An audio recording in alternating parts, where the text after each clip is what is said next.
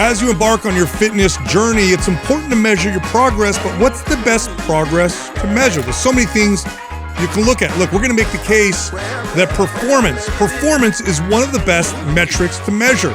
It leads to the best results regardless of what your goals are. Let's talk about this. So I'll start with the first reason why performance is such a great thing to track and measure. One of the most important reasons why I say this is because although it's not impossible, it is hard to be unhealthy and continue to see good performance. So good performance tends to go along with good health.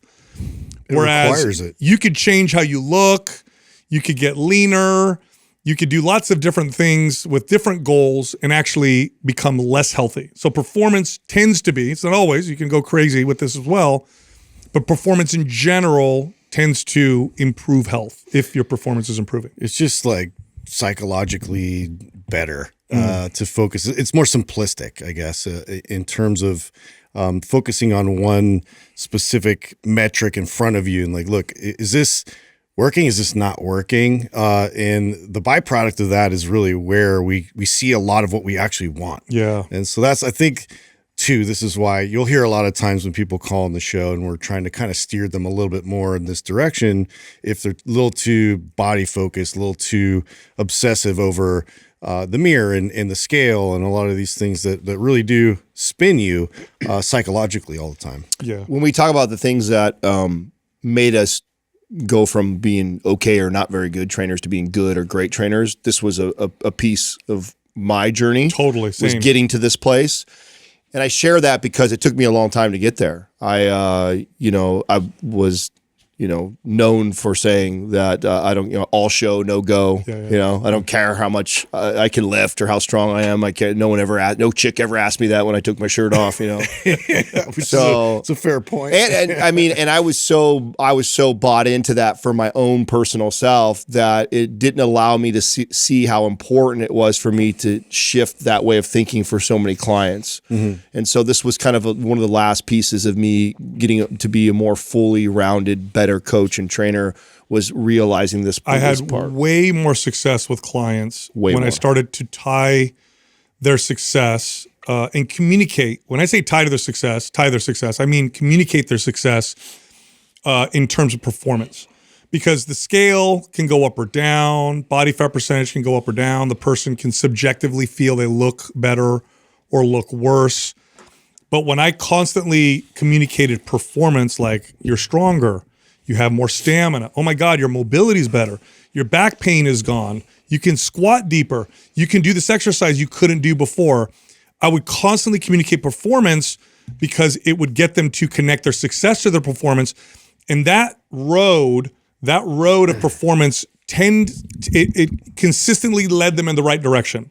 Whereas the other metrics can move in the wrong direction or can move them away from what is truly important. So when my clients got excited about getting stronger, about gaining stamina, gaining mobility, about doing a new exercise, having less pain, what I found was I was far more successful at getting people to like to work out for the rest of their life. And that was a huge win. The tipping point for me was seeing so many clients that I had that I knew we were doing the right things, but they were unhappy with the way they looked or unhappy with the scale. And so it put me in this weird position because of coming from the guy who always talked to, all show, no go type of, mantra.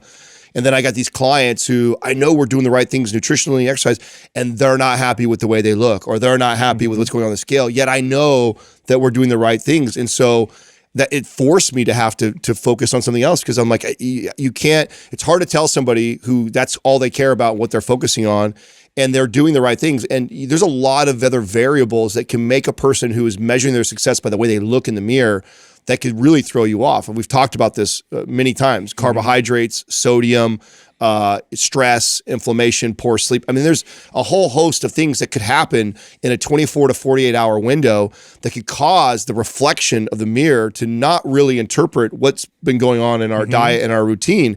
And so that can be so deceiving. And I think it misleads a lot of clients that are actually doing really good, but because they don't like what they see in the reflection, they don't like what they see on the scale, they course correct and then they go the opposite direction. Yes, it also helps with the ultra focus on the mirror, which is natural. It's natural when you first start working out to focus on the mirror so much. Focusing on performance moves you away from that. By the way, the data on this is not just clear, it's revealing, and it's remarkable, okay? Strength and stamina, for example. Strength and stamina are much more strongly correlated with health and longevity than body composition.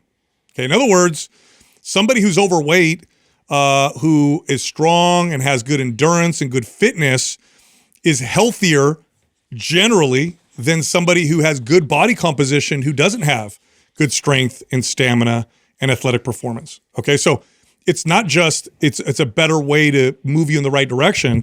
For health, it typically means you're healthy, whereas body composition doesn't always tell you you're healthy. I mean, take a bodybuilder. Bodybuilder is an extreme example, but here's someone with a lot of muscle, little body fat, and many of them do not exemplify longevity and health. So the body composition would lie, right? Mm-hmm. Whereas somebody who's, you could have a man that's, 20% body fat, which is, 5% above what would be considered athletic, but they could be very fit and strong and great endurance and mobile, probably healthy. They're probably healthy. So if you're trying to make this a lifelong pursuit, performance tells you more about your health than your body composition does. Now, that doesn't mean body composition won't tell you anything about your health. Right. Because at some point it makes a difference as well. But it's just not as powerful of a correlate. This is why you have the grip strength test being such a great predictor, or a better predictor of all-cause mortality than even obesity. We actually talked about this in a recent episode. Obesity can predict all-cause mortality. Grip strength does a better job of that. It's like, how is that possible? Mm-hmm. Because performance tells you more about your health than the way you look or even your body fat percentage does. So that's an extremely important point to identify. It's also far less likely to feed body dysmorphia. So body dysmorphia is a real thing, right? And so you run, and look, to one way, shape, or another, to some extent, most people have suffered from this in either a little bit or a lot, right? But you can definitely— there's doses of it. Yeah, like how you look in the mirror is very subjective. We all know that person. So I'm not going to talk about yourself because you're going to be distorted, but you all know that person. Everybody has that person in their life or people in their life that talk about how bad they look and you think they're crazy.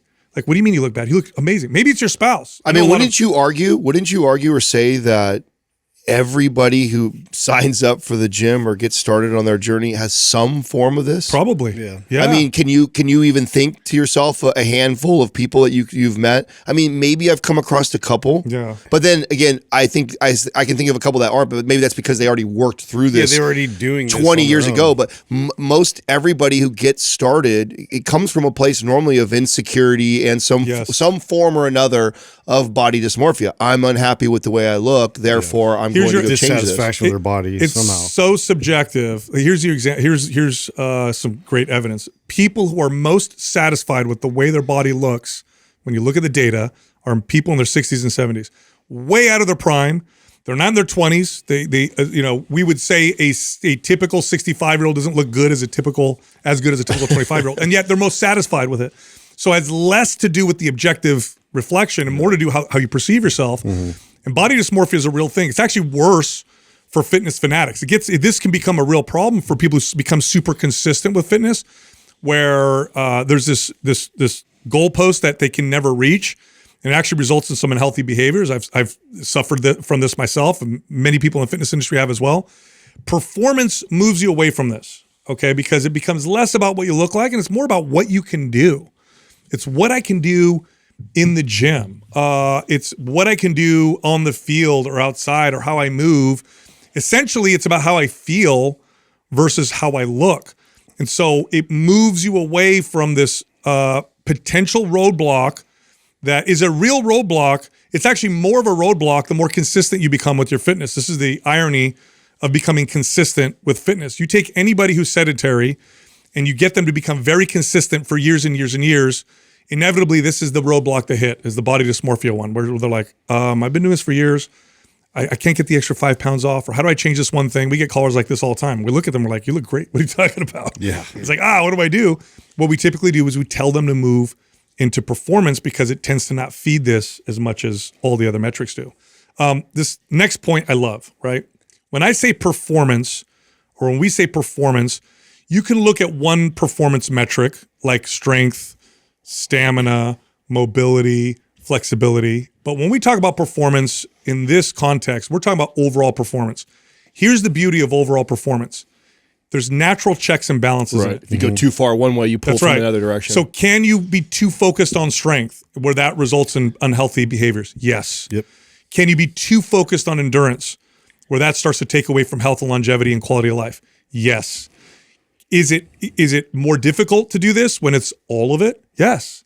Because I can only get so strong if I'm also focusing on stability and stamina and flexibility. So when you look at overall performance, they tend to naturally balance each other out. And that's not perfect because you can go extreme in the everything department as well, CrossFit. But but my point with this is this direction tends to check itself pretty well because you go too far in one direction. There's natural limiters. They're natural limiters. Today's program giveaway is the RGB bundle. If you want to win that, leave us a comment below this video in the first 24 hours that we drop it. Subscribe to this channel, turn on notifications. If you win, we'll let you know in the comments section. We also have a sale this month. MAPS HIT is 50% off, and the Extreme Fitness Bundle is also 50% off, both half off. If you're interested, go to mapsfitnessproducts.com and then use the code April50 for the discount. Back to the show. What's cool about it though too is you can approach it with that already that knowledge already there. Like I know that if I just keep performing and training in this specific direction to get better and improve, I can actually step to the side, build up, the support system. I can reinforce, my joints. I can do all these things to then come back and then make another leap forward. But it's steps and it's progressive steps that you can take to keep trying to kind of maximize, that pinnacle goal. Obviously, at some point, you're going to want to completely shift your goal, totally. To build your overall body and complete, sort of this overall perspective of it. But, there are ways to, once you really learn more about performance, you can complement it with, accessory type movements to really keep things going. Do you think that we could make a general test that would help people figure this out? I know we all did this as individually for our clients, which nothing is better than that, right? Nothing is better than because someone might like strength a little more. Right. There's nothing is better than but I mean, it would be kind of cool. And I'm just putting general out performance test. Yeah, if run a mile on this. Exactly, run a mile. If do one for male and female. Run a mile within this time. Maybe just like we have we did this recently, not that long ago, for all the exercises, deadlift, squat. If we did like a male and female general, this would be considered good. This is great. This is poor. Yeah, I like that. And do one for flexibility, mobility, strength, stamina, endurance. Doug, be kind of a cool thing to build. What you should bring up, Doug, is the old presidential fitness that test. wasn't very good. Well, I want to see. I want to remember what it was. It was sit and reach. It was 1 mile. Okay, sit and reach. 1 mile. Pull up. Sit up. I think that was it. I think it was sit ups, pull ups, sit what? Push ups. It might have been. I think it might have been. Maybe. I feel like I don't know. Maybe I'm wrong. Or dips. No, not dips. No, there's definitely pull-ups. It was pull-ups. There might be push-ups. I don't remember. There's sit and reach. There's 1 mile run. How many? Okay. Series of events including pull-ups, sit-ups, shuttle run. That's right. Broad jump, 50-yard dash, and a softball throw. That must be an older one. Yeah. Well, it says 1956. Well, you know what? That one's better. Yeah. That's pretty good. They had a good grasp of overall health. I didn't even think about including a throw. That's a really good. That's a great one. 100%. That's a fundamental human movement.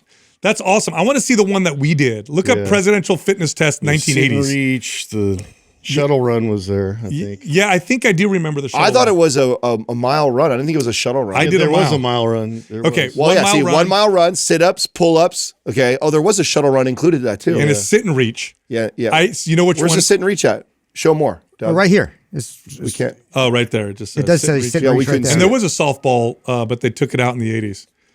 Dumb. Yeah, we didn't have that. So so that's really good. I like the shuttle run because you need to have the ability to stop and change directions. The strength tests are great. 1 mile run was lateral great. movement, which is great. Oh, they did pull-ups for boys, push-ups for girls. Now I remember for girls what they did for us was a hold. They had to get up and pull up and hold. Yes. So I was doing the girls version. No, you're right, because you know what? I do remember that girls would do it off their knees and guys would do regular like that. Yeah, I feel like I did put. Maybe we just. No, you're right. I think you're right. I think that's part of that. I mean, that looks really spot on right there. You know which one? But you know how cool this would be? Yes. To make one for adults. Yeah, maybe we'll come up with some sort of a free guide or something like that. I think it'll be a cool way to like. But I mean, if you look at all those, they all kind of have even those, which I think we can make a better one, have their own checks and balances. That's the point, right? So to give you an example, like let's say strength, like that's your favorite thing is strength, right? I like to be strong. At some point, your mobility is going to give you a check and balance. And at some point, you might even have stamina as a check and balance where you notice like, I'm big and strong. Well, even balance is not really expressed in this. Yeah, but I get tired when I play with my kids, right? So the checks and balances are built in to performance. Justin, adding some sort of a stability component would be cool. Oh, totally. You get a little bit of rotation, anti-rotation with the throw. You get, of course, the endurance with the 1 mile run. You get a little bit of like speed with the shuttle. You get strength with the body, the push-ups and core with sit-ups. So it does a pretty good job. Yeah. I do think we can make one cooler. I think we can make one that's better than that. What's a funny one is like getting people to do like a somersault. Where they're actually like rolling and having the thoracic flexibility. Yes, but that's also really hard, dude. That's also vestibular health.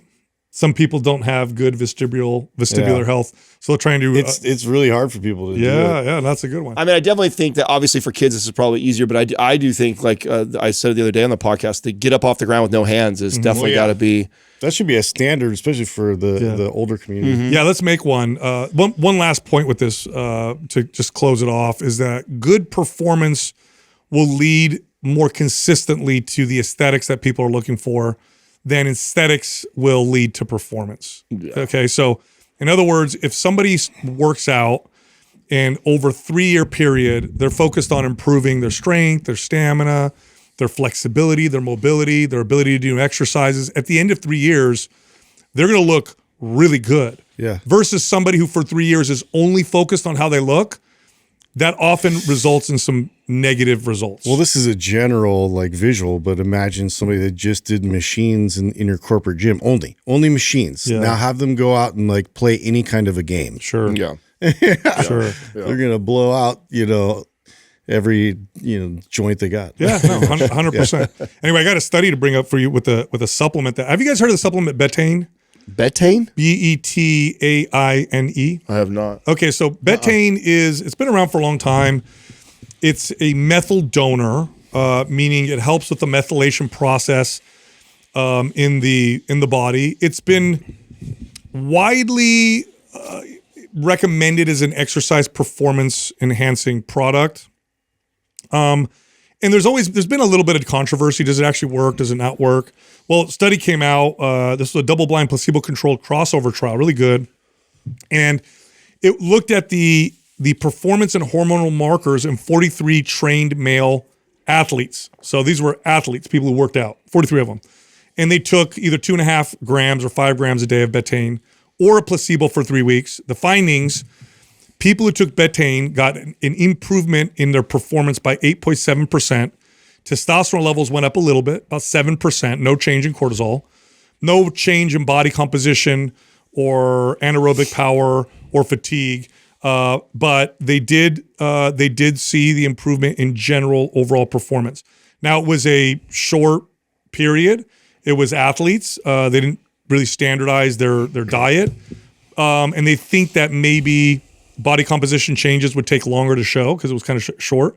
But I do know that it's included in many supplements. I know that some of our most trusted friends in the supplement industry will include it in their like pre-workouts and stuff like that. But it's a really inexpensive supplement. It's really inexpensive. Where's it derived from? I want to say, I know it's a methyl donor. Let me look it up because I think it has to do with acetylcholine, and it helps with acetylcholine. Is it common that you find it? Like, would you find it in Legion, Organifi, and some of their products? Beetroot. Okay, it's an active metabolite of choline. Okay, so that's why. That's why. So it does help with acetylcholine production. So it's also an osmoregulator like creatine, which is good. I didn't know that. So it could increase the pump to an extent, or the cell volumizing effect. So it probably makes it a good combination with creatine. It's an inexpensive supplement. And then I would surmise that people with the MTHFR gene, where they have challenges with methylation, will probably benefit from supplementing. What do you think, like percentage wise, of people like struggle with like methylation? Like that's an issue for them.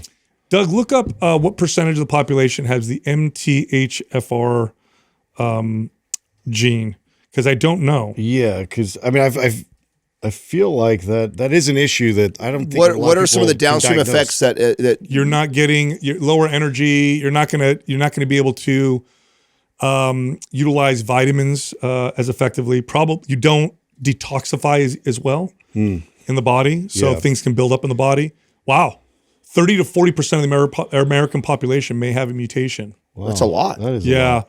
So Doug, look up the symptoms of MTHFR gene.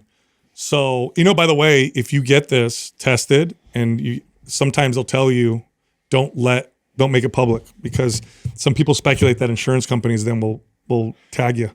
Really? Yeah, because of how it can affect certain things. So brain fog, fatigue, anxiety, depression, joint pain, migraines, infertility, birth defects. But that's because of the reduced ability to use certain nutrients. Yeah. Creatine is a great supplement for these people. I mean, how often do you think that clients of ours that felt like they were doing all the right things were not seeing the results they should be seeing because of something? You know what I did back in the day? So I didn't test for this. I don't know how to test for this, but I did know just surface level methylation issues. So when I would have clients that would present with like B vitamin deficiency kind of symptoms, and then they'd supplement with B vitamins, still have no results.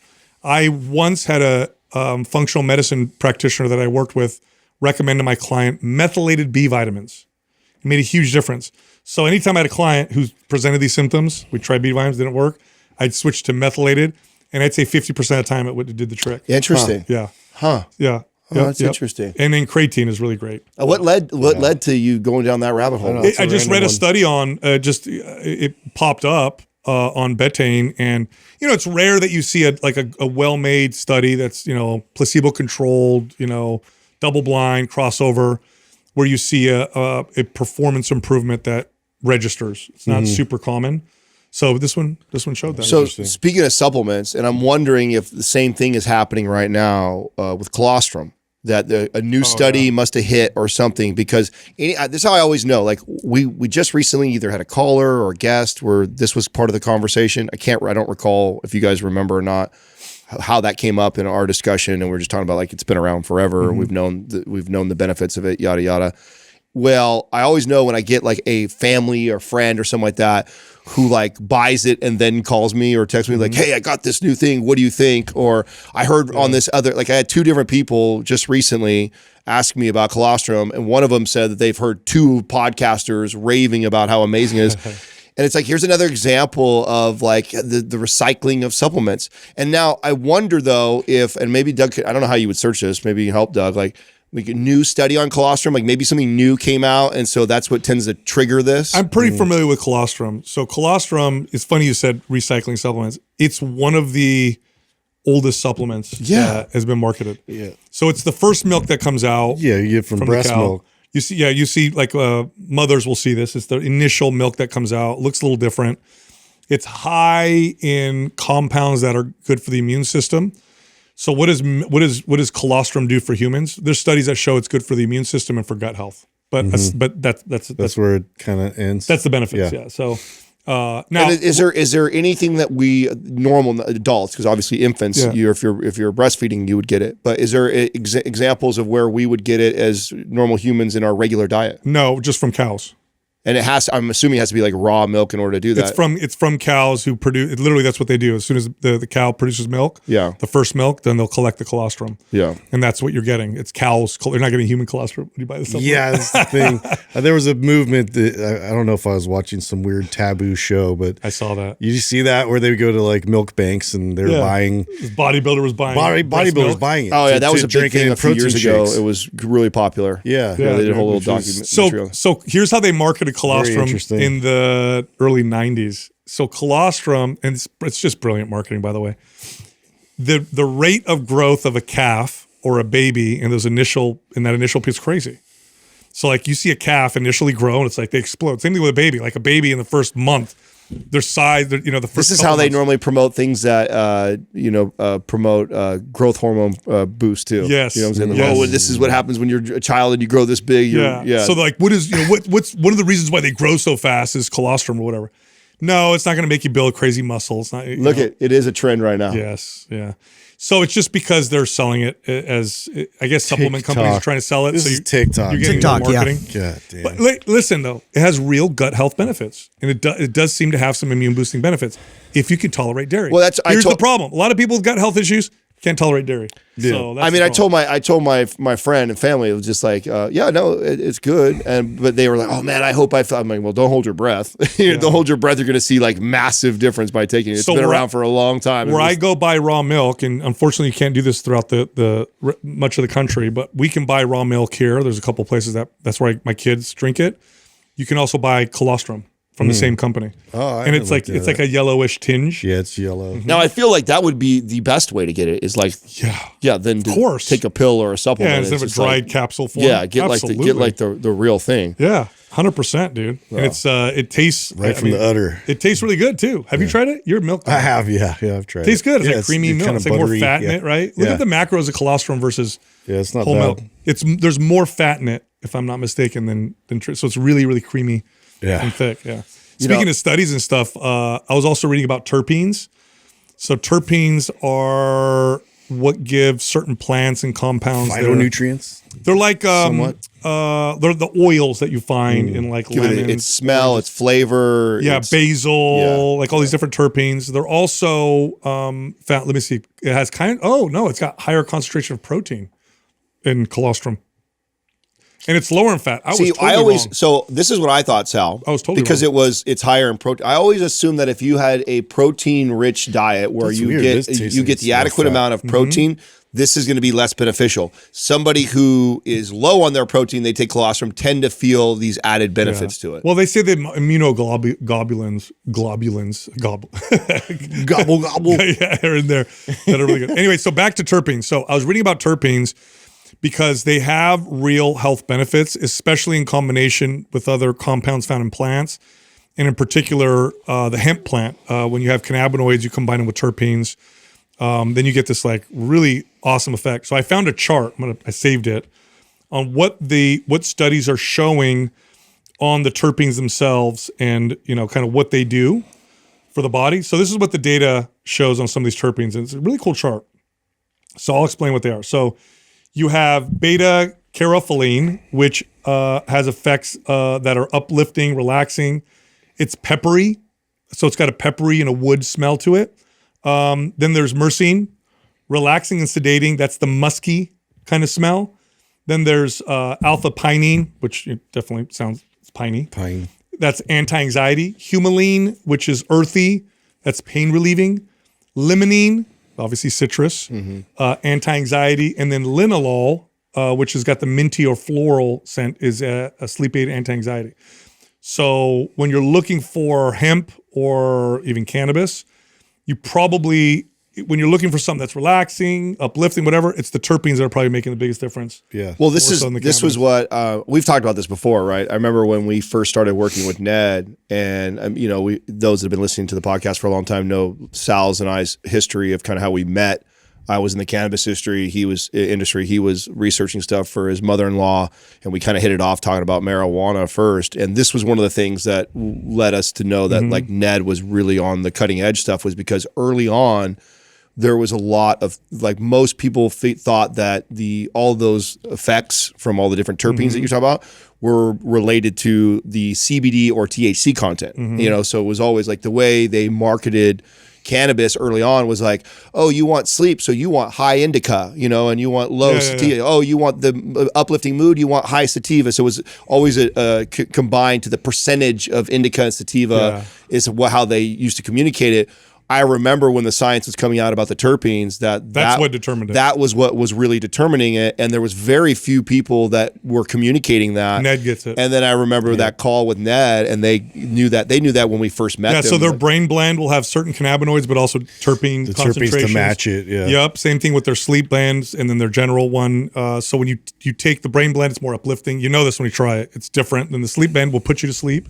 They also add other compounds in there to help, but they know what they're doing. It's funny, like going to one of those dispensaries, and like a lot of these companies haven't really caught on to that yet. To like really list out the terpenes and their benefits and all, just to educate. I guess people go in there, they don't really give a shit. It's because I talked about this the other day. Somebody was asking me about my experience in the cannabis industry, and I go, one of the things that was really always tough for me was.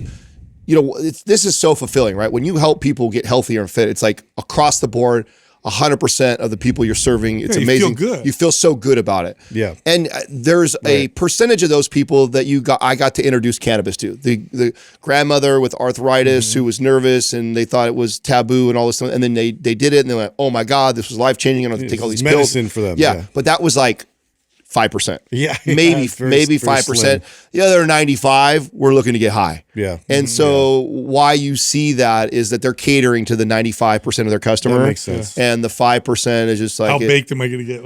I know. I hear that. That was 90% of what someone would. I remember too. Like there was companies that I was like so excited about that were like on the cutting edge science, and they were a little more expensive because they put all the money into the research and they could measure all these things. And I would talk to someone about it, and then there would be this home baked, wrapped in, cellophane wrap or whatever that, with like a sticker on it that said 4 mega doses or something like that. And it was like the Death Star. Oh yeah, and it was like it was a little bit cheaper than obviously the one with all the money and science put into it. And they were like, I'll take that one right there. It was like, forget this one's probably way better for you and better. Do you want to not remember a whole week? But I mean, that's just the truth of the industry. I want to forget my name. Yeah. Hey, sorry to interrupt. Look, I have a free guide that teaches you how to lose fat in 3 steps, just 3 steps that will burn the most amount of body fat and help keep it off.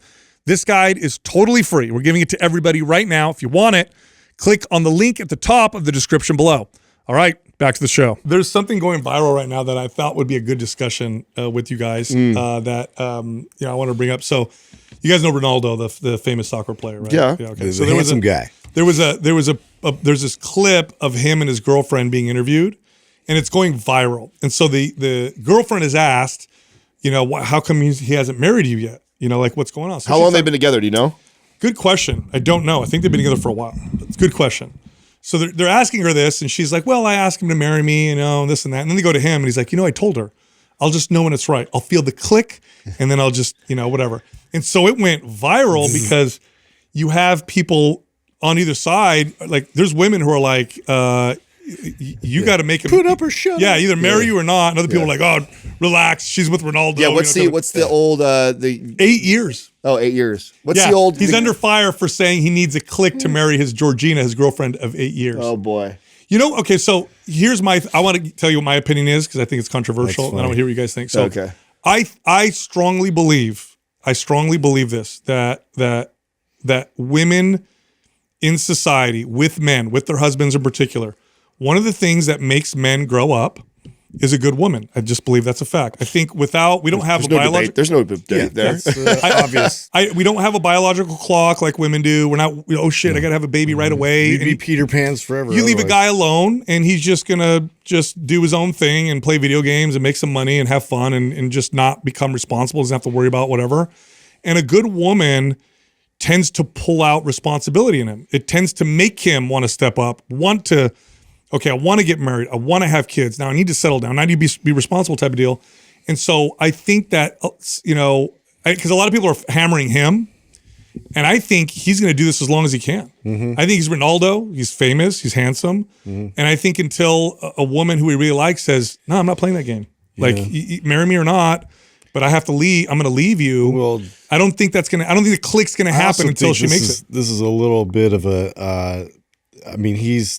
because he's so famous and because he's so much attention, we're talking about a different thing. Oh, super hard. Right? Totally. I don't even think there's part of me that's like, I get it. Like he's you've seen celebrities too that have gone through this that are just kind of like, they don't like officially make it a thing, but they're really like, they're together and they're and they stay together the longest.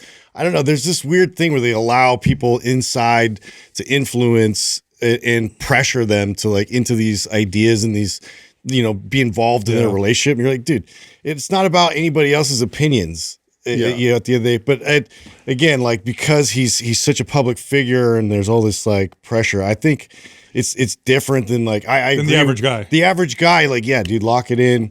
There is nothing average about that dude. There's nothing average about him. There's nothing relatable for most of us, and everyone's talking. So I see a lot of it working. There's a couple things to unpack what you said so first of all, I 100%, and I know it's cliche to say it, but I mean, in my experience, every good man that I've ever met has a great woman behind him, 100%. And the greater the man, the greater the woman that is alongside that man. That's just been my experience across the board. So that's that. I mean, I find that to be so. It's been very true in my journey with partners before, and then having someone like Katrina. It's like I wouldn't be who I am, where I'm at, without having somebody like that.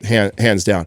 Then you bring up what Justin is saying with, it would be so difficult to be that famous, that rich, and you got to think that person, because a lot of times when someone doesn't marry for this long, I'm somebody like this, you have these deep-rooted insecurities that are tied to it. Sure. Mine have nothing to do with I was worried some woman's going to steal all my money. Mine is I did not want to go down the same path as my parents did. I was so afraid of not breaking the cycle because I'm very aware how easily people get into these generational cycles of they were verbally abusive, then you marry into verbally abusive. So I was terrified of getting apart, so terrified that I would be dating a girl that had been with 2 years. We might even be living together. And she raised her voice one time with me and I'm like, that's it. It's over. Like, it was like, that's it. Like one time of like, I mean, that's how terrified I was of making that mistake. So that was my insecurity, right? For a lot of the reasoning about what took me so long, right? Ronaldo, I can't imagine what it's like to be. I mean, he's damn near worth $1 billion. Yeah, and it's hard. Every woman in the world would say, "Oh my God, he's like." Everybody wants. So then you have to ask yourself, and I want to marry the woman. I want to settle down with a woman that I don't have to sign a prenup. He has to want. I don't want to have to sign a prenup. He has to want it 100%. Before any of that. And so I have to feel. And she's kind of signing up for this. Like, you date a guy like that, that's a challenge. Yeah. Like, he's got the money and the fame. But you know what? He's also got the money and the fame. So I would love to hear her perspective on this, because I mean, of course, this is the media and everybody else talking about it, because I mean, one of the things I loved about Katrina was Katrina's been unbelievably patient with that. She totally understands where I was coming from, and that's her best move, in my opinion. It is the best move is to not care. Is to not care and not be a big deal about it. Like, I mean, I'm sure she's living a pretty good life right now. And do they have children together? Yeah, two children. Oh, well, so okay, that's why. She doesn't care. She has kids with them. That's different. That's to me. That's more of a like. You're locked. That's what I had said to Katrina when she got pregnant and we weren't married still. I was like, there is no greater commitment you'll ever get from marriage than having my kid. Yeah, that's a bigger. Like, this is my commitment to you. That, like, literally, I remember telling her this. Like, you could do me dirty. You could do me so dirty. I was gonna take care of her. And I will forever take care of you and my son. I am now forever committed to you that way. And I'm telling you right now, you could do. I think I picked the right woman that's not going to do me dirty like that. But I mean, that's how me having a child with you is me saying that. So I have conversations like this with my daughter. She's 15, and we have conversations now. She's getting the age to start dating. She's a pretty girl. Boys give her attention. And I sit her down. And I say, look, men are going to say everything you want to hear to try to get you to be with them, to try to get you to do things with them. And they believe what they say half the time. So it's not that they're bad, they're lying. They actually believe what they're saying. They believe their own shit. I said, you have to know your own value. So you have to be willing to say, no, this is it. And if not, then I'm not going to be with you. And I told her, I said, that's going to make you so valuable. You have no idea. So you're going to eschew relationships. You might not have boyfriends. You might not be dating like all your friends when they're young, but you're going to become so valuable that when a serious man comes along who's serious and responsible and says, I want a wife, I want to dedicate myself to her, I want to start a family, I want to support them, he's going to find you extremely valuable. And I think that that's a big part of this. A big part of this is a lot of men aren't growing up because they don't have to. I know this saying. A lot of people get pissed off when they hear saying like, why get the cow when the milk is free? That was the saying I was trying to figure out. I was trying to remember, like, that's such a popular saying. And Why I get buy that. the cow and you can get the I milk get for that there's free? two sides to that, but there's some real truth to it. I'm telling you right now. If a lot of men were not getting the milk, a lot of men would have to face the reality of becoming responsible and serious. They would have to face it. Yeah. And say, okay, well, if I want a partner, I got to like really offer them something other than just, sex and taking them out to dinner. Well, that was the precedent, right? That they went into the relationship. So that's why we can't really judge. It's like they set themselves up for this debacle. Yeah. That's my thing with this is like, because I don't think that there is a one rule or one standard that everybody should have to agree to or play by. Like he's playing a different game than all of us. I don't care what we're all going through life, but he's playing a different game of life. You know why this went viral? It has less to do with Ronaldo and more to do with all the dudes and girls out there that are experiencing this themselves. Yes. Like his experience, you're right. It's totally different. That's exactly They try right. and relate it to their relationship. They are connected. And there's some girl and watching. there's somebody who's listening to this conversation right now who's fired up because she's been dating some dude for 5 years. And that's happened to them in the past. And they're like, there's no, okay, that's fine. If that's, you want to set a rule that you would never do that, well, you probably would never date Ronaldo then, because that's something that he's working through with his situation. And if you can't understand that, then that's probably not the woman that he wants, which is, you're probably not that person, which is fine. I have a personal experience with this. Not that I didn't want to grow up and be responsible. When I got divorced, I was like, I never want to experience that. I don't ever want to go and put myself in that chance again. That was scary. I got divorced. I have kids. They're going to be raised in a dual household. I don't want that. I never want to put myself in that situation again. So I dated Jessica for a while. She started applying the pressure to make that next step. And I was pushing back hard, and we go back and forth on it. And one day she came to me, she said, all right, I just want to be with you. And what happened, she took the pressure off. The fear kind of raised a little bit or went away. And I said, oh my God, I want to marry this woman. And then we did. So I do think that it's complicated, but I definitely think that a lot of this power, I hate to say this, a lot of this power lies in women because men just don't want to be responsible. We don't have the same pressures. We don't have the same biological clock. We could just cruise through life and be totally fine. By the way, look at the data on this. It's very interesting. Single women out-earn single men. That's the data shows that. You know why? Because single guys ain't got nobody to take care of them. They don't care. No. Married men are the ones that earn the most because they tend to be if someone's going to be the sole breadwinner, it tends to be the man. You got to provide. Yes. So, yeah. I think some of the best advice that when you just went through that role play scenario of talking to your daughter, and I think this is why I think it's such good advice, is because I don't think it just applies to women. I think it applies to men, young men and women. Like when I talk to young 20-year-olds that are talking about marriage and things like this, or in fact, I had a question yesterday, I did my live questions, and it was like, how do I attract the right mate? And it's like, I could tell the person looks like they were 17, 18 years old.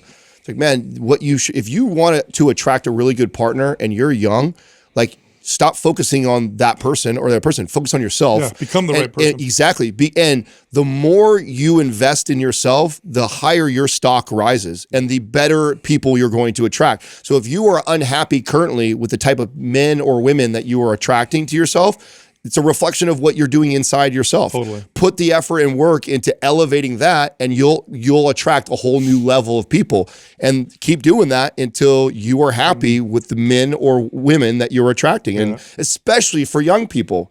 And it just the more you invest in yourself and growing and leveling up as a person, becoming the best version of you, the better the partner you're going to attract. I have a buddy this was a struggle for him for so long. I mean, he was in his 30s. And he was, trying to be celibate. He was trying to find the right guy.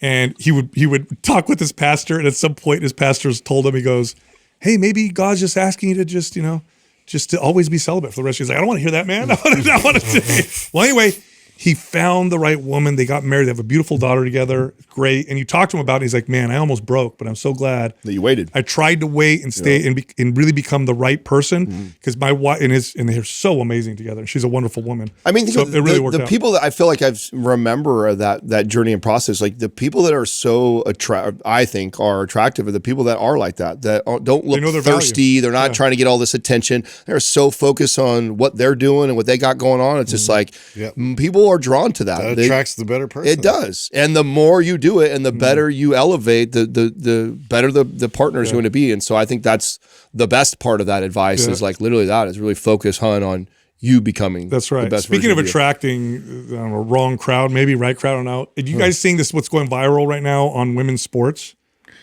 Oh, I think you had mentioned this to me before. Women's volleyball. Yeah, I actually saw a conversation around this as investing. Yeah. So women's Has it gotten hotter? Women's beach volleyball. Can you look up trends around that? Because I'm curious to the fact that Sal brought that up, and I had watched something on the investing Yeah, side me to of bring it. up something with sports is like there's something going on there. But women's beach volleyball is there are lots of people talking about it because they wear thong bikinis while playing volleyball, and it's making the viewership go up.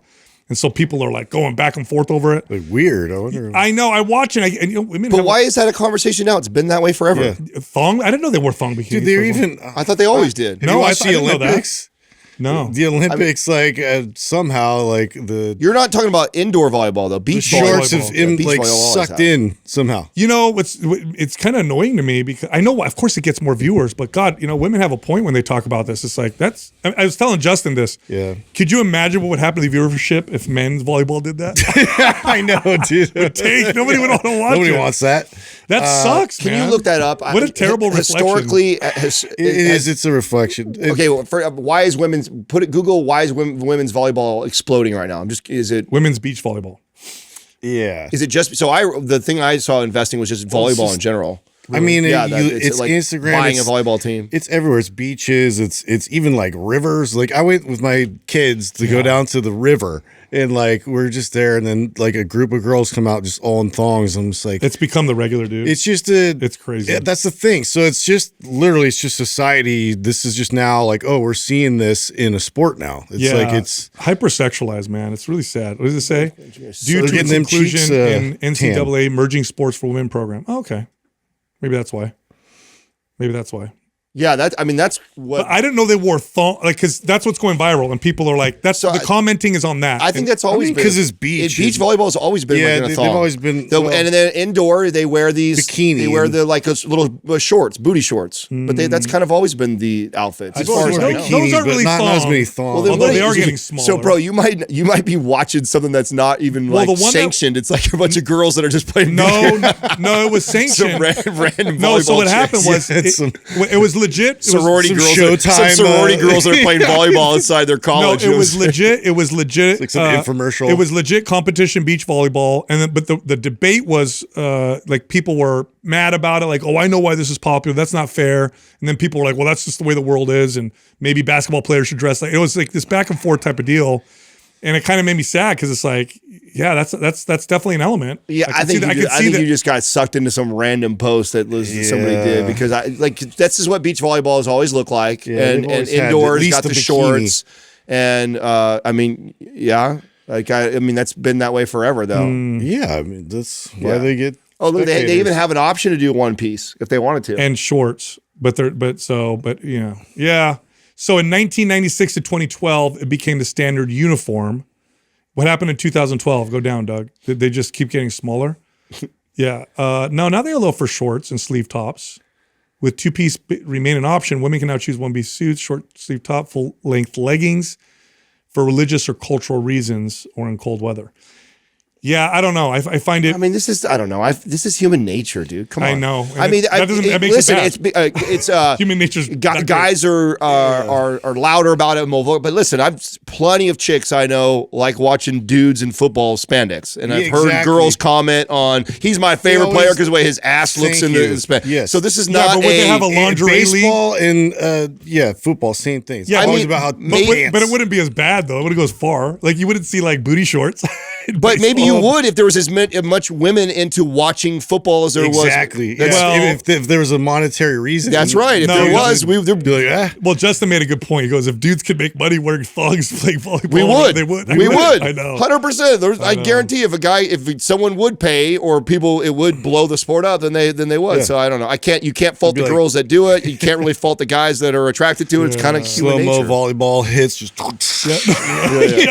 Wow, bro. I mean, I think these types of debates are moot. It's like why? I mean, it's like if that bothers you, you don't like it's it. It's pointing out the obvious. Yeah, exactly. It's pointing the obvious out, and it's like you have a problem with it. Don't watch it. The women have a choice; they could put the shorts on or not. It's just like it's one of those things. It's like, it's very normal and human nature for guys to be attracted to girls wearing hardly anything, diving around in the sand. Like, it's just a reflection of society. I just see it and I'm like, oh man, what's going on here? This is crazy. Dude, I did not expect this already. Do you guys remember when your kids came home? I think, Sal, I've heard you talk about this before with your son with his math or something like that.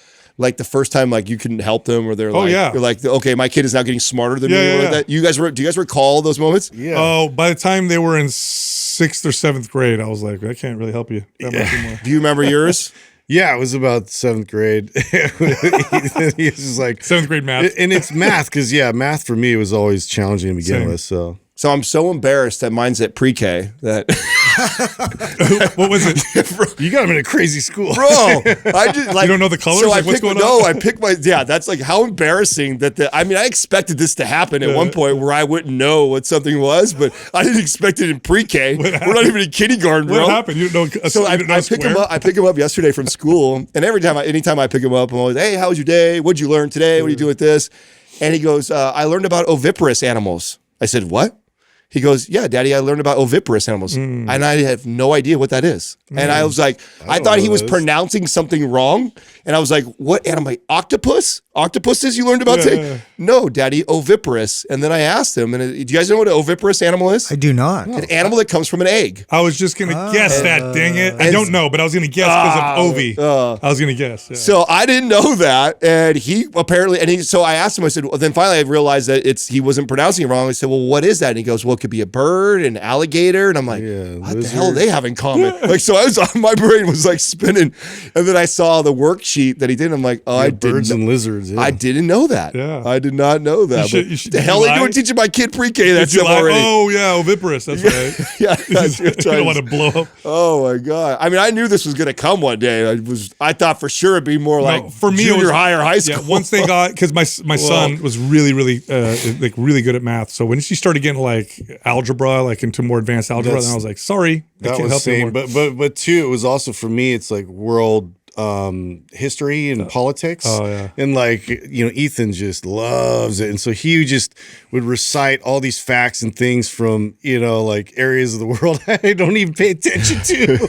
I don't even know the name of their country, like he's like listing them off. He knows all their flags. Like, and I was just like, wow, I'm out of this conversation. That has to be the moment in every kid's life. Cause there's always a moment where kids all of a sudden believe that they know more than their parents. Yeah. That has to be it, right? Yeah. The day you come home from school. You should have seen how happy he got. And he's I bet, right? Like right now it's going to, I know more than my dad now. You know what I'm saying? Like, I know more than my dad now. Peacocking. I knew about Look, no matter what, when they're teenagers, they're gonna think. Well, that's something like no matter what, every kid kind of starts to think that way. But what I think is the tipping point is probably that moment. My favorite the moment when they're like, oh yeah. Have you had this conversation with your kids yet, Justin, where they think they know what it costs to I only need to make this much if I move out because it only costs this. Have you had that conversation there? You're like, no, bro, there's so many other things. I remember being that kid. I definitely remember being that because I was ready to go by like 15. I'm like, I could do this. All I need is this, and this, and like I almost make that already. And food probably only going to cost. You forgot all about laundry. Because you never do it. I got to pay your electric bill. I got to pay for that. Bro. What happens when you get a flat tire during all that? Like, didn't factor that in. Insurance. Yeah, let's talk about insurance. Yeah, they would do the budget and they'd always budget it down to zero. See, I come out exactly the same. That's how life works, dude. Sorry, homie. Anyway, let me ask you, do you guys use the non-stick pans from Our Place, our sponsor, or do you guys just do the iron? No, I love their stuff. Their nonstick is better than any nonstick. I've almost replaced my entire pots and pans collection with their stuff. I did. I got rid of all of them. All the time. So it doesn't have. So I thought. So when you go nonstick, the Forever Chemical nonsticks, I always thought those are the ones that are best in terms of keeping things off of them. But then you're dealing with those Forever Chemicals. Their nonstick not only doesn't have the Forever Chemicals, so it's clean. It also is better. It's easier to clean. Yeah.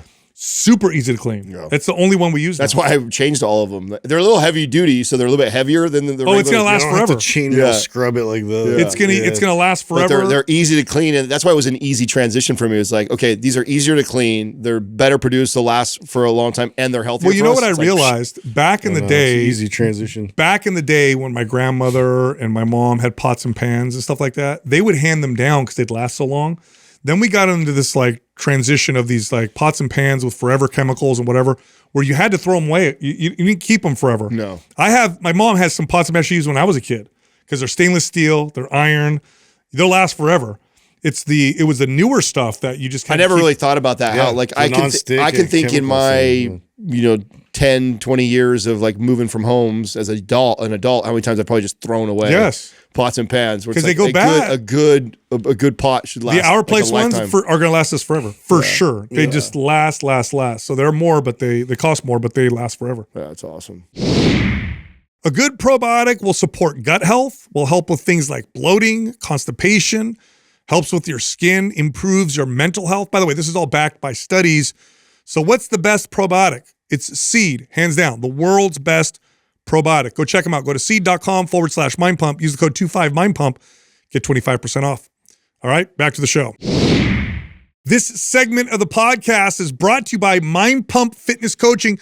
This is the #1 course that teaches trainers and coaches how to build sustainable 6-figure plus businesses and careers in fitness. Look, it's roundtable based, so you can hear Adam, Justin, and myself teaching you how to build a better business, get more leads, close more deals, close bigger deals, and be more effective trainers. By the way, our course is nationally recognized. In fact, it gives you 1.9 CEUs with or for your NASM certification. Find out more at mindpumpfitnesscoaching.com.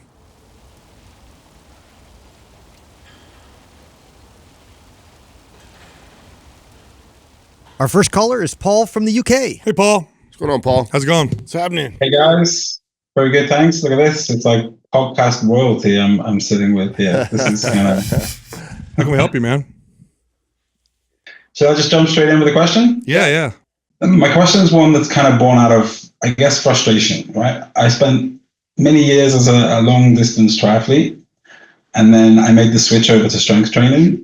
Primarily through CrossFit, I know, but after a couple of years, I kind of saw the light and realized it was kind of fun but stupid. And ever since then, about 7 years ago, I've been bodybuilding. I've competed 2 or 3 times. I've gone through growth phases. I've gone through cuts. So I know kind of what it takes to really change your physique, like in both directions. But now I'm 43. And I have to say, over the last kind of 2 to 3 years, I don't really think my physique has kind of changed very much or improved, right? Now, I can't say to you guys that, my diet and training have been 100% on point every day of the year for that entire time, but it's not, it's never really much lower than 90% on average across the span of a year, right? I have all the kind of typical life stresses, busy job, kids, moving house, things like that. But my training's always been consistent. I've been coached throughout that entire time. And I follow like a typical bodybuilding style splits, which changed a bit over the years. As I've got older, I've reduced the volume. So now I train around, say, 4 times a week. And cardio is probably 3 to 5 sessions a week, depending on what I'm doing at a particular time. So I guess getting to the point, right? My dilemma or my question, right, is I never really feel like lean enough unless I'm competing, and I'm not really like the biggest guy in the room, right? So if I'm not cutting and I'm kind of growing, I don't ever feel particularly big. So my physique doesn't really reflect, I feel, kind of like the work I put in. So I don't have a specific goal. So sorry if this is kind of like a bit of an open-ended question in that sense, right? But generally speaking, I just don't feel as good as the effort I put in. And so my question is really like, am I missing something? Is there a different way I can approach this given my age, circumstances, training age, and so on? So I'm kind of like a little bit lost, I guess. So I was kind of looking for you guys' advice. It's how you view yourself. I can see you right now. I can see your bicep vein. I can see your posture and your shoulders. You look incredible. So especially for someone who's 43. So you look really good. A lot of that has to do, and this is the downfall of getting into competing, because competing takes you to this unrealistic level that you would never maintain throughout the year. And so you see this new level, you're like, oh shit, I can look like that. And then you have this distorted view of what being in, and let me tell you, like it's taken me years to even realize that about myself, because you've seen such a high level of fitness before. So when you are not at that peak shape, you feel like you're out of shape. But I'll tell you right now that 90% of the population, if not 100% of the population that didn't know you and just saw you, would instantly know, oh, that guy works out. He's in great shape. So a lot of this is psychological in your own view of yourself. And I'm sure competing didn't do the best for you when it comes to that, because you see yourself different now because of that, which it's got its pluses, right? You know how to take your body to that level, so you have the knowledge. But then the problem with that is you've got this distorted view of what fitness looks like now because of how far you've gone. Yeah, agreed. 100%. It's a tough place to be. I think really, if you want to get through this, you probably are going to have to change the focus of your training to a more performance-based one. It could be a sport, or it could be powerlifting, or it could be a completely different style of training. But yeah, I think your standards, it's a moving goalpost, and you'll never get to it. You're never going to get to where you're going to feel satisfied. And you're doing great. I mean, at your age, you're doing exceptionally well. And I think you're comparing yourself to bodybuilder. Yeah, and it's not. What do you guys think of him doing old timey? I think old timey would be such a cool old timey or strong would be great. Yeah, just something that's out of the norm for you, running a program like that and getting really good at some of these unconventional lifts that you probably either never do or rarely do. And give yourself, and then you're going to get benefits from it too. You'll see as a byproduct, you'll get probably more ripped and in better shape. But your focus really is on this new movement and perfecting it and getting strong in it. Would probably be a good exercise for you to do at this point in your training career. Yeah. In other words, you would stop looking in the mirror for progress and really look at function. Progress. I mean, to be fair, I used to like that about CrossFit, because CrossFitters didn't really tend to care what they looked like, right? It was about performance. But then after a while, you kind of realize CrossFit, has its own set of flaws. That's I think, when it comes to that performance drive. So what you're finding through your experience, because what's interesting about this, you were a triathlete, then you did CrossFit, and then you did bodybuilding.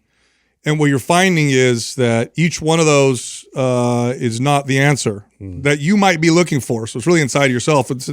So one of them is all performance, and you rode that until you're like, this is not the way to go. I'm probably hurting myself. Then you go to bodybuilding. You're like, oh, I feel much better. It's about how I look. Now I'm going too far in that direction. Yeah. So there's elements in each one of those. Yeah. Too. So it's like, and I guess that's the problem I have. It's great because they incorporate a lot of great functional type exercises, movements. You get benefit from that. Then you move over to bodybuilding. There's lots of great ways to get hypertrophy. Like, this is kind of why we pulled away from a lot of these like straight up modalities where it's like we're going to the extreme on this side of the spectrum. We're trying to take those elements and we're trying to apply them to where your body's actually going to see benefit. And so I think old time strength is a great suggestion, just because now we're working on exercises that'll benefit you. This isn't a competitive thing to the point where, you're going to end up in an extreme place. Yeah. Right. This is just something new that you're building a skill towards. And so each one of those, you've taken skills from each one of those directions you've gone. And this has all benefited you. So, going forward, you don't need that extra element of competition that, could take you a little further than you need to go. Yeah. Paul, I identify a lot with what you're saying. Strength training, fitness, diet are good. They're good things, but they're not the best. They're not the top thing. So when they become the top thing, then they become your ruler. And you start, it's actually causing you more grief than it is benefit. It's hard to see because you're in it. So yeah, I hear you. Yeah. So you got to back out. It's going to suck. You got to back out, and you're going to feel a little lost. I'm going through this process myself. But yeah, because otherwise you'll be chasing this forever, and you're going to be sacrificing quite a bit to go after this thing that you'll never accomplish. It'll never get there. It's very fleeting. I would love to see a guy like you do old timing, just because I know you've got the competitive nature and discipline. You've already proven that in everything else you've done. Applying it in a direction that is different, I think, would be fun. I think you would enjoy the process. I think you would like what you saw, like what you feel from it. And then a guy like you who's kind of done a lot of the wide spectrum of fitness, you get to a point where you, like to Justin's point, you start to kind of pull out the attributes that you like of each. Like, I'll run a little bit of a bodybuilding cycle for a while. I don't need to get on stage and compete, but I did love when I was training this way to focus on a muscle group or whatever. I'm going to do that for a while. And, hey, you know what? It's been a while since I've done these bent presses that I got from old timey. I really like that, and I felt good when I was strong. And, you start to mold your own programming based off of all the attributes that you like from each one of those. And, I mean, this is the type of stuff that I love to talk about this, because I think people like yourself and us who've been training for decades, you eventually get to this point where you've kind of climbed the top of the mountain. Keep it interesting. And you got to find a way to keep it interesting and enjoying and continuing to have something to focus on. And I think unless you've done something like old timey before, I think no. I think this would be a great. It's very different from bodybuilding. Yeah, very, very different. Well, look, I mean, I've been listening to you guys for years, right? Like a lot, pretty much since the beginning, and you always put out solid advice. So this is the first time it's directly at me, so I'm more than happy to give it a go. All right, Paul, why don't we do this? If this helps you out, we'll send it to you, and then why don't we have you back on in a few months, and we could talk about your experience. How's that sound? Sounds cool. All right, dude. Right on. We'll do that. We'll make sure you get back on in a few months. We'll send over Old Time Strength. Nice one. Thanks, guys. Excited for Paul. You got it, brother. Take it easy, man. By the way, this is for the most consistent fitness fanatics who do it for a long time, you will hit this roadblock. Yeah. You will get to this point Yeah. where and it doesn't have to be physique. It could be performance. You'll hear this from performance athletes. yeah. Like, you know, endurance athletes. Yeah, I'm in my mid 40s now and I can't keep pushing my body and I'm losing my motivation. Or here's an even more bigger challenge. I accomplished this incredible feat. I was able to win this marathon or win this bodybuilding trophy, and now I'm lost, right? So you are going to hit this roadblock, and the next stage looks like enjoying it for the sake of doing it, which is a great place to be in. Very challenging, though. Yep. Our next caller is Ivan from North Carolina. What's up, Ivan? What's going on, Ivan? How can we help you? Hey, how's it going, guys? How you guys doing? We're good. What you got for Give us? me a second. I'm sorry. Dude. Yes, sir. My name is Ivan. Just a little introduction before I get started with my question. I am in the military. I've served for 7 years now, and since I've been injured twice, my lower back, which is my question that I'm going to ask. I just want to know, like, how can I build back my lower back? So I've heard it from squatting and deadlifting, and I know, like, the first 2 times that I heard it, it was from bad form, improper technique. And actually last week I heard it again and I got so mad at myself because I knew that I was like kind of like lacking the technique a little bit, but I was just pushing through my workout, and it was a light, I would say a relatively light set, medium weight. I was squatting 245, and coming up I heard 2 audible cracks on my lower left back, and I got really dizzy, and I sat down for a little bit, and I was just like really disappointed because I was like, man, I just hurt my back again. I'm gonna have trouble going to work and getting out of bed. But luckily, this past week I've been doing pretty well. I've only felt like a little bit of pain only when I'm sitting down and stuff like that. But yeah, I just want to know some like information or some advice on how I can build my lower back before I get back into squatting and deadlifting. Yeah, so the low back, if you think of the spine, right? But by the way, a lot of low back pain comes from the spine, but often it also comes from the muscle attachments on the spine. So people think of the spine, the discs, that happens, but it's also could be psoas attachment, QL attachment. Lots of different things. And when you look at the spine, it's made up of all these different joints, and they can rotate, they can flex and extend, they can move laterally.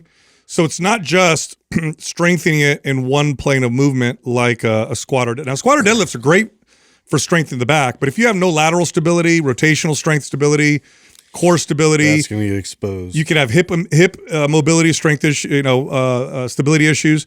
Those will all cause low back pain. Okay, so it's a lot more complex and comprehensive than squat and deadlift. Those are great places to start.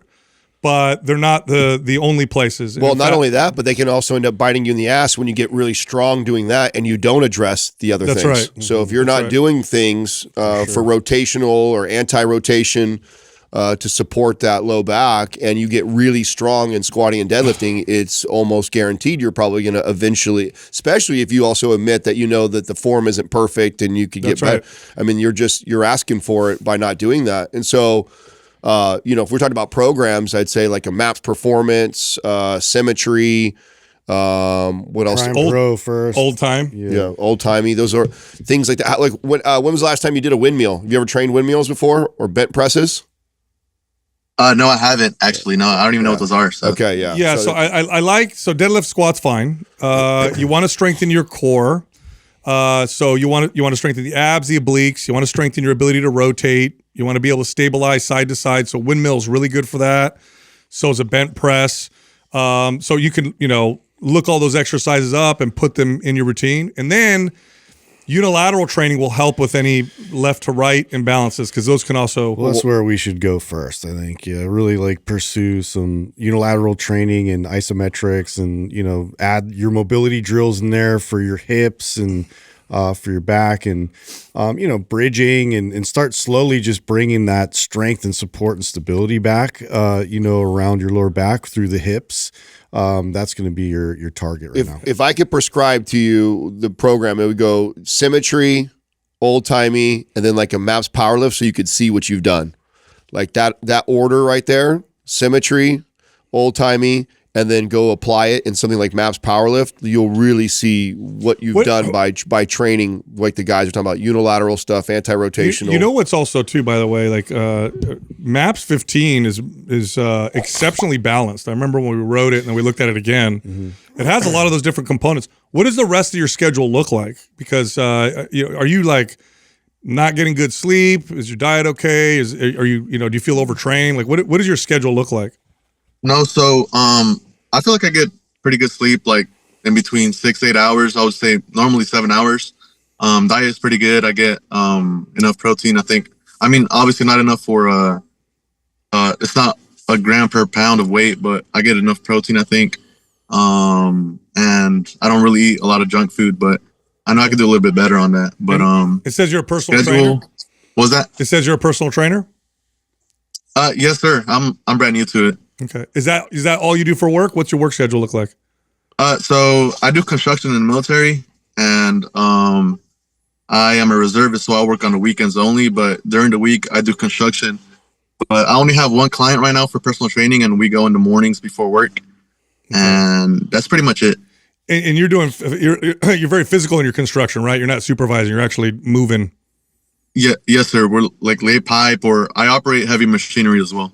Yeah, so MAPS 15 performance might be better. Yeah, performance. Yeah, I think that'd be a good call. Yeah, because that's a lot of. I mean, your construction plus working on the week, reservist on the weekend, plus personal training, volume, more frequency, and you'll be able to really practice a lot of these movements. That'll help. Yeah, and MAPS 15 performance is very balanced with that kind of stuff.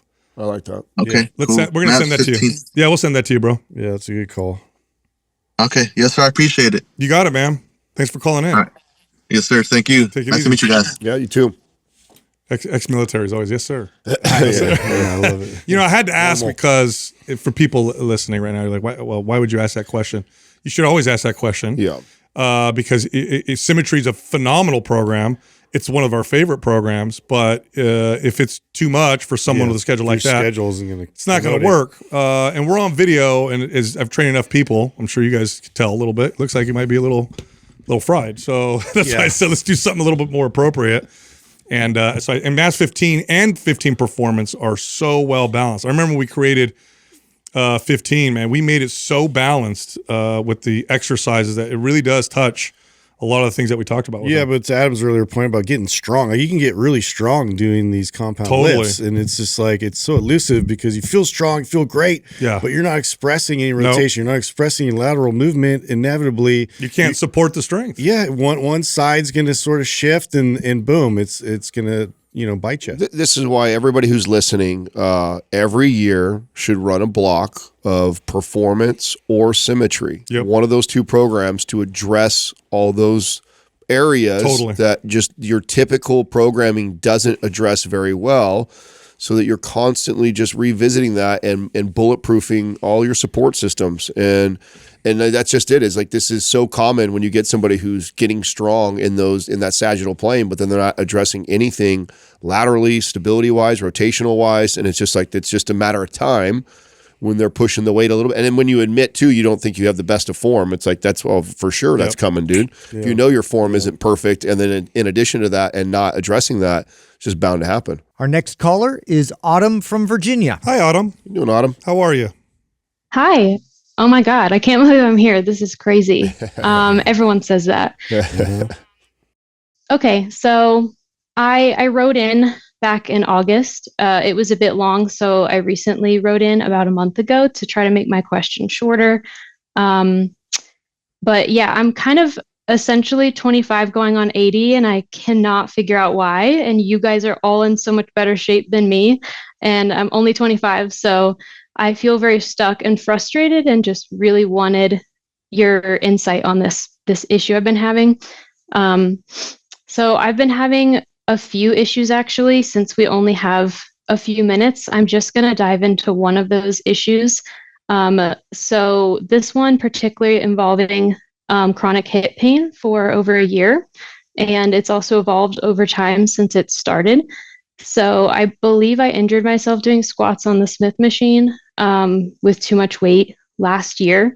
And I think my hips lacked stability before that, but I wasn't educated on it. So I've done sports in school. I never had hip problems before. I saw a PT for a few months after the injury, and my symptoms slightly improved. He said I had a hip impingement and also hip flexor tendonitis.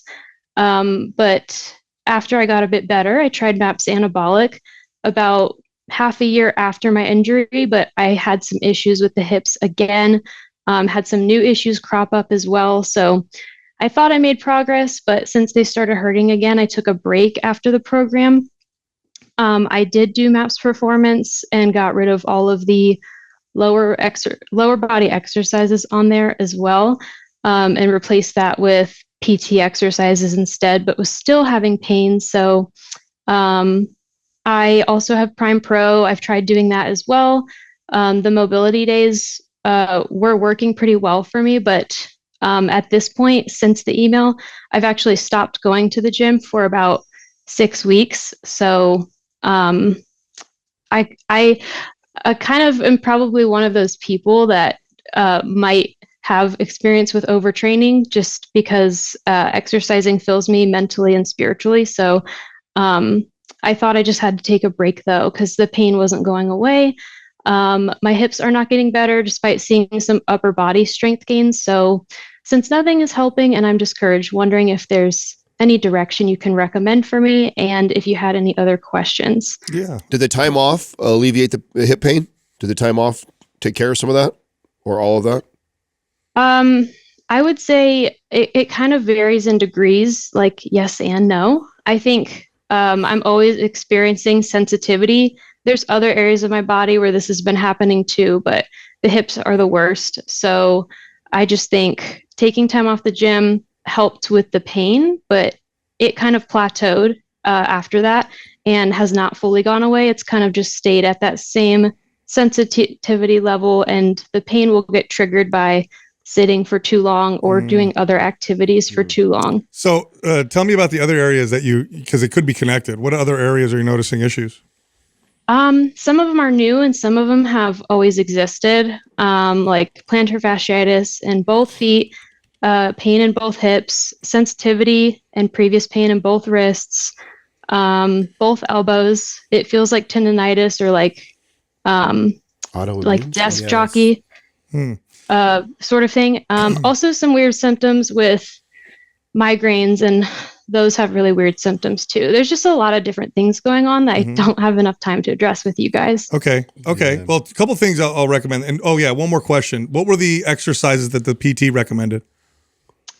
He started me off with some banded exercises to restabilize and strengthen hip flexors, glute medius, and glute max, since I was experiencing pain in all those areas. I experienced SI I don't know if it's the joint or if it's the soft tissue near the joint, but I experience pain around the entire hip now, and that really hasn't fully gone away. So it was just kind of what you would typically expect for tendonitis and joint pain. So a couple things. Well, I think places to start. Okay.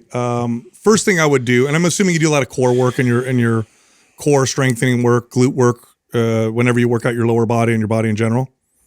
Yeah, I really like the hanging leg raises. I've been working on getting my toes to the bar. Okay. So I think individual, and this is typically not the case, but I like individual leg raises on the floor to strengthen your hip flexors, believe it or not. So you've probably been told your hip flexors are tight. And sometimes with these kind of persistent issues is actually, you might need to strengthen your hip. So what that looks like, and here it's an easy way to test it, is you lay on the floor. So you're like, okay, my hip kind of bothers me a little bit. Lay on the floor, both legs straight, and do one-legged, while driving one heel into the floor, do one-legged leg raises. Do, enough to feel like it's getting hard, and then stand up and move again, see if you feel better. Mm-hmm. If you do, we're moving in the right direction. So you might need to strengthen your hip flexors, believe it or not. There's also a really great kin stretch if you can have access to something you can hold, even the squat rack, and you're going to raise your leg up, and you're also going to bring it out to the side and then back, keeping and maintaining a crazy amount of tension with that. So that's, connectivity and recruitment is going to be huge for that. Band walks, tube walking, hip thrusts, I like those. And then the other thing I think you might want to do is do a heavy metals test. That's what I was wondering. Were you going to go there? Like, blood work. It seems like some of the stuff she's got going on could be autoimmune. It could, right? So I would look at and test yourself for something like heavy metals and toxicity, mold. See if there's any of that going on because of the kind of repeated kind of pain issues in all these different joints. And so that's the first place I would look is, you could get yourself. You can work with a functional medicine practitioner. Dr. Cabral is who we recommend, and they have a heavy metals and minerals test, and they can also do things like test you for mold, and parasites even. All of those can cause these kind of mysterious inflammation. And, you mentioned migraines too.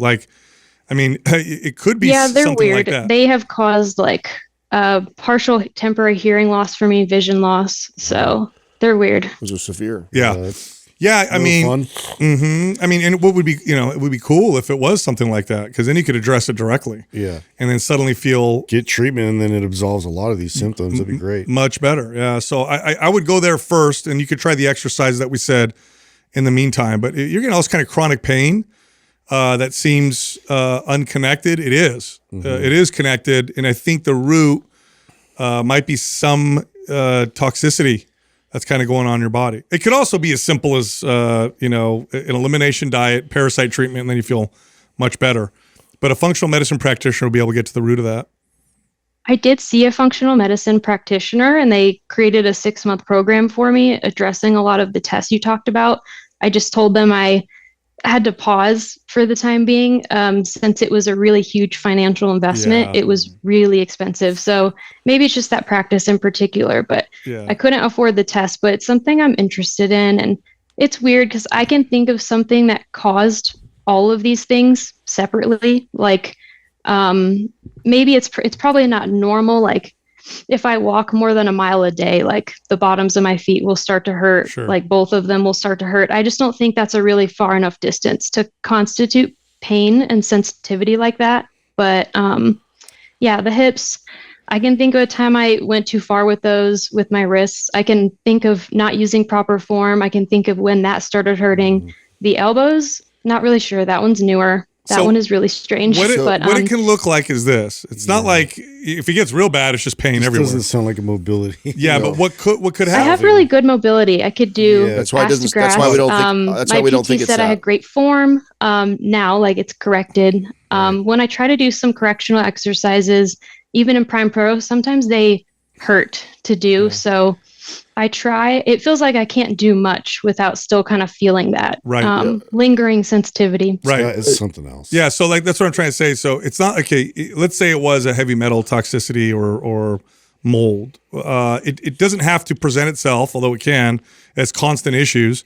It can literally present itself as the constant sensitivity, where, oh my God, I hurt I barely did anything, and what's going on? I know. And then it's lingering pain. Like I heard, that injury happened, 6 months ago, and it's still there. Like, what's going on? And then the migraines are really a red flag in connection to all this. Mm-hmm. So, I mean, I feel like if you can start with the heavy metals test. That's not or even just an elimination diet for 30 days. And if you notice improvement for that, there's a good chance you're heading in the right direction. I mean, was there a time when this all started at the same time? Like a tick. They all kind of started at different times. Okay. Yeah, different points. Are you in our group, the MP Holistic Health group on Facebook? I am not. Okay, go on there. It's free. Ask some questions, and if you end up talking to one of the practitioners, let them know. Say, look, I don't. This is the most I can invest. I don't have tons of money, and then they'll give you the most likely. Like, okay, just start here. This is the most likely area, and it's gonna be minimal cost. Let's at least start here and see what this looks like. Okay.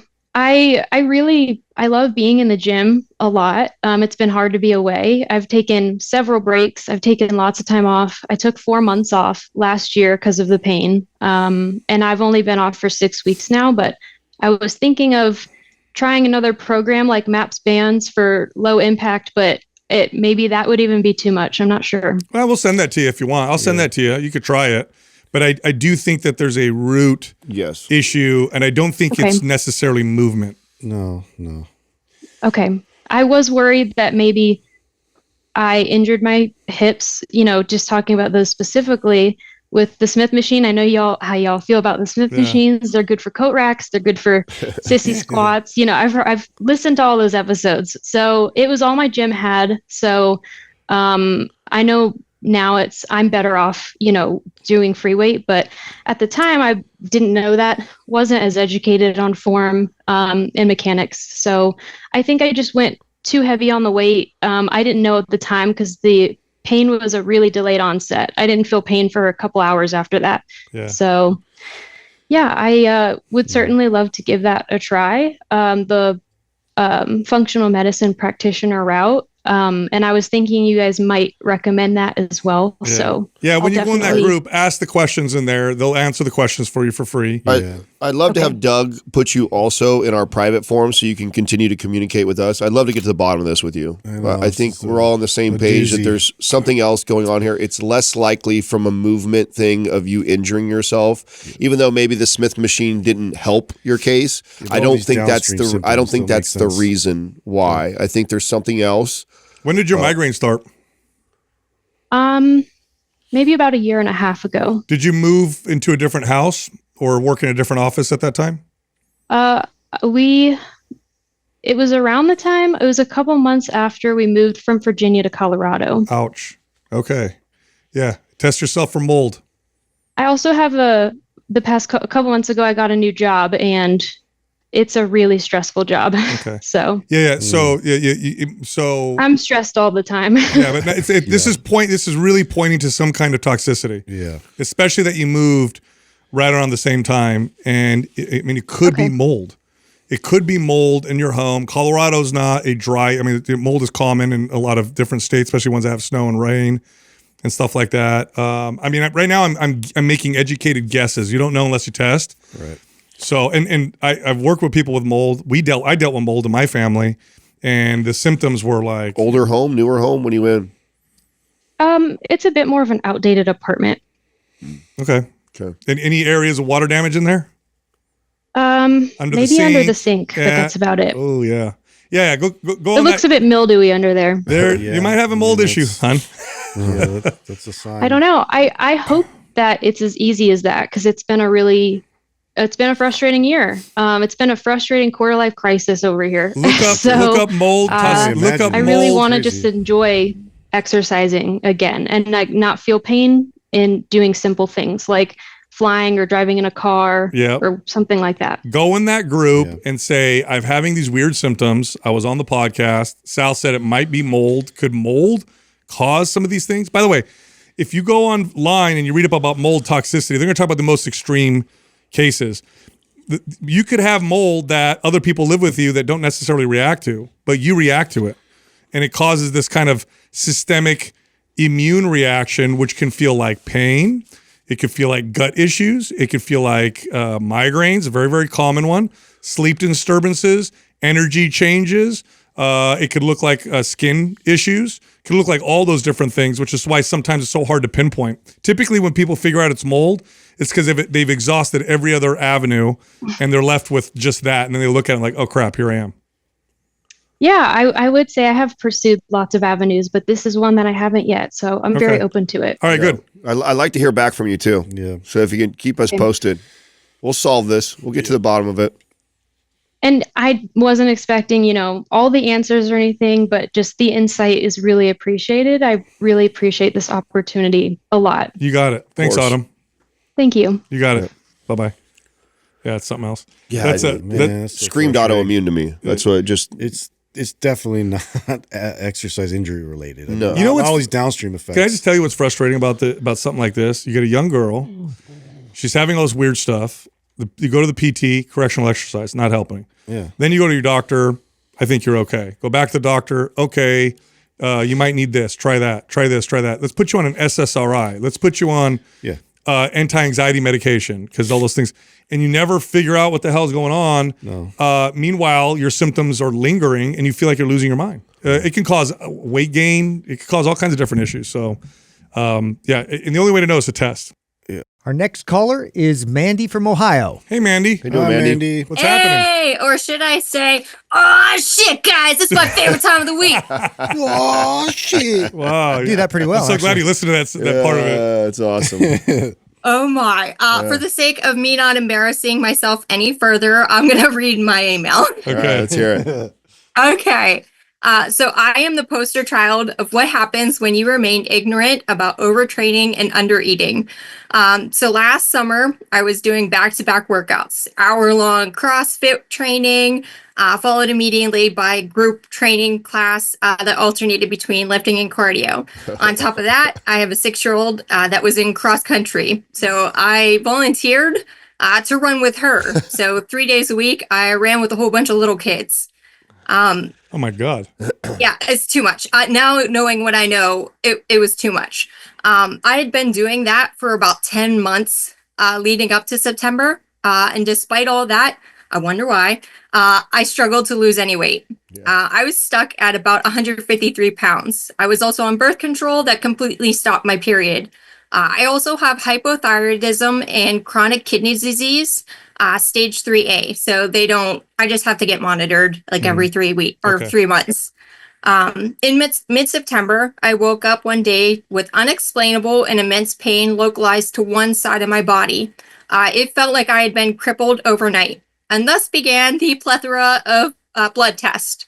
I got very few answers. All I knew was that my cortisol was jacked, my high sensitivity protein levels were jacked, my liver enzymes, everything was just not in a good place. So my doctor actually told me, stop whatever you're doing, just stop. And I found you guys about a week after my body just decided to quit working on me. So taking that advice, I took time to recover. However, even though I wasn't working out, I wasn't walking, I was literally just recovering, stretching, nothing. That pain spread throughout my body. So 3 weeks of not working out and just as much pain, I could barely walk. I was sent to a rheumatologist, but I couldn't get in until November. So sick of not knowing what was going on, I remembered your sponsor, MP Hormones and Transcend. I reached out, and within 2 weeks, I had my blood work done, a game plan on what would help me, and I had answers that my primary physician and anybody could even give me. So I'm just overwhelmed by my experience with them. Like, I can't recommend them enough. So I also came off of my birth control because they figured that maybe my hormones were also in play here. So I got that baseline. My protocol included BPC 157, IGF LR3, TB 500, and then DHEA, which I started in mid-October. in December, I finally got my blood work from my rheumatologist, and I have a rheumatoid arthritis. So at the time, and I likely been dealing with this since August, I just didn't have a response that the test would pick up at that point. So I am in very little pain now. So I am on the peptide train. Like I don't understand how this isn't more widely known and used. Because literally whenever I wrote into the show, I was devastated. I thought that any kind of strength was being stripped away from me.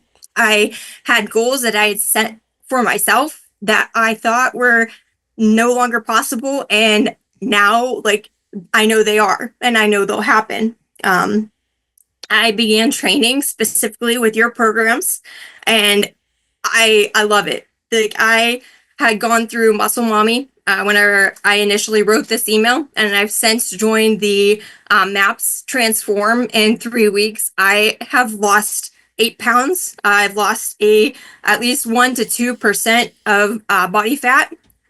So I no longer have to work out 6 to 7 days a week, and I can have the energy and strength to finally live the life that I want and not have to live in the gym.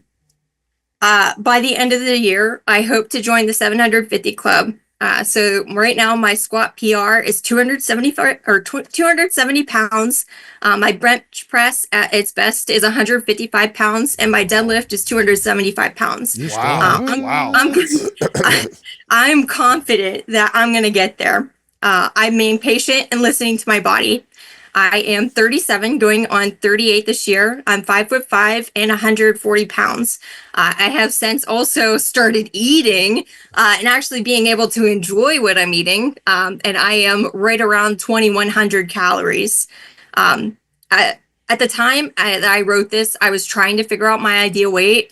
But at this point, I have decided that, and pardon my language, I am prior military, so sometimes the F-bomb slips out. But I don't give a shit what the scale says anymore. I'm pretty happy where I'm at.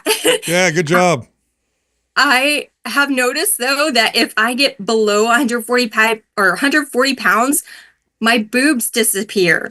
And I don't know why that is, but it's 1 to 2 pounds difference, and they deflate and they're no longer there. So I don't know what the science is of that. But I was hoping maybe you could shed some light on that. And then also, if I want to gain a few pounds, how can I make sure it's only or mostly muscle being added? And do you have any tips to protect the progress that I've made so far? Yeah, I thank you so much for sharing that. You almost got me to tears. Yep. Hearing all that.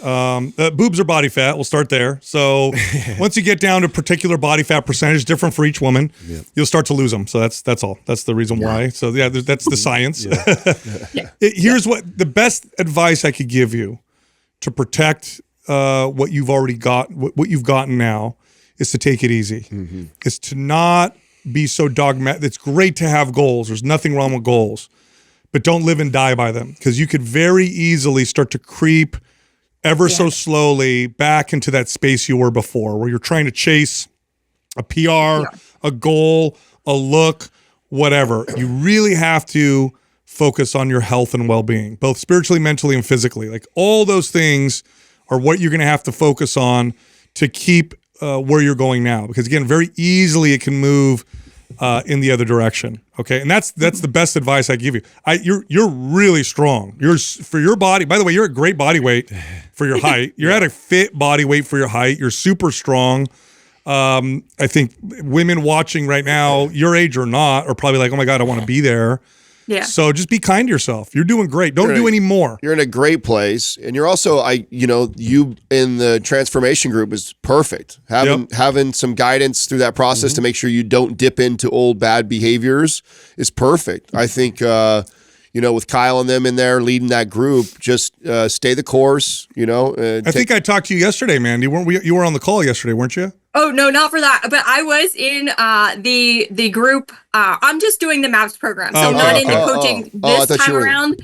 I will be the next time you guys offer it. Like, it just happened to be in tax season, and I'm an accountant, so I'm literally dying outside of outside of all this. I got something for you that I think will help. That will help you in this process. I think working with a really good, underline coach will help you and help guide you. Okay, because of your tendencies, because of it's going to be very hard to not slowly creep. And here's what it looks like. I'm just going to tell you ahead of time. I'll give you some forecasting. I feel great. I'm on fire. I'm going to do a little more. Oh my God, I feel better. It's all good. I'm going to do a little more. I can tolerate this. I'm going to do a little more. Then your body fires back at you and something big happens. Okay. So I think a coach would be really beneficial. Temper that, And what the coach will do with you, you give them your goals, you tell them, and they're going to really monitor you. And now, we have coaches that work for us that we totally vouch for, that we love their integrity. They're really, really good. I can have someone call you now, or we can wait and have them call you later. But other than that, it's just going to be take it easy. You are doing so well that if you just stay in this mental space, stay the course, and listen to your body, like you have a lifetime of look how far you've come in such a short period of time. Wait till you've got a year or 2 years under your belt of being consistent like It'll this. Keep happening, you're going to continue to get rewarded for it. Amazing. Your body will continue to thank you for taking care of it the way you are now. So and it's super exciting because I was never the athletic one growing up. That's always been my sister. So I was like the band geek, the drama nerd. So this is all new to me. Like at some point, about 10 years ago, I was 208 pounds. So this has been long coming, and now I'm the athletic one. I'm reaping the benefits, and it's not just my sister. I'm now the just as good looking one as she is. Good for you. That's awesome. No, you're doing really, really great, good. man. You're doing really good. Yeah, I'll have a coach reach out to you. They could talk to you a little bit and maybe give you some advice. And if you want to work with them, I think they could help guide you through this process, but you're doing so good. You're doing so good. I'm so glad you called in. I hope you help. I know you help somebody listening to this who's in that tough spot that you were in. I was actually in the private forum whenever you guys went on to talk about Maps Transform. I'm the one that said that I wanted to be the female version of Adam. I'm actually going to have to rescind that, because now knowing what Justin's doing, I might want to. You have no idea. Adam's dark side. You have no idea. The episodes haven't aired yet, but there's this little competition between Adam and Justin. And Adam's been getting slammed lately, so he lost another one. Adam, sorry. No, I love watching you guys. You guys are fantastic. I wish I would have found you guys years ago. I would say my life would be wildly different, but I'm so grateful that it is what it is right now. You got us now. You did a good job. You're killing it. Welcome to the family. Yeah, good job. Keep it up. Thank you guys. Thank you. Right on, Mandy. No, all joking aside, Justin has a lot more fans than both of us. Pretty crazy. Stop. Hey, listen. Were you guys fighting back tears too, listening to her? Yeah. I'm like, my God. I thought at some point it was all coming out. Well, listen how life-changing that can be. I mean, my favorite part about stories like that is there's so many people that, and she was an extreme example of doing 2 workouts a day plus running the marathon stuff and under eating. But a lot of people are on that end of the spectrum. I know. Yeah. Maybe not as crazy as that, but they do this and they go, man, I'm putting in all this work. Why am I not seeing results? Yeah. Why do I feel like And crap? then here she is eating more, training less than she ever has, and then seeing the results. And getting lean. Yeah, and getting in better shape. What a great testimony. Yeah, we talk about. So and cool. I will also, I'm going to add this, the peptide therapy, we're probably 5 years away from that being really mainstream, especially when it comes it's not even close right now. When it comes to degenerative issues and stuff like that. Like those peptides can really address issues that modern medicine has yet to really have solutions for, because they heal.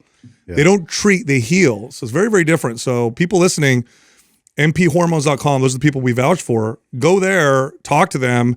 They'll do the blood work. They'll take, and then they'll okay, here, let's try this. And we have I've heard a lot of people like her, maybe not as extreme, but in cases where they have pain and issues that you can't solve, that peptide therapy, made the difference. Big time. All right, I know you liked that episode. If you did, check this one out. One of the keys to fat loss is protein. It's true. If you're not eating a high protein diet, you're not going to burn as much body fat as you can.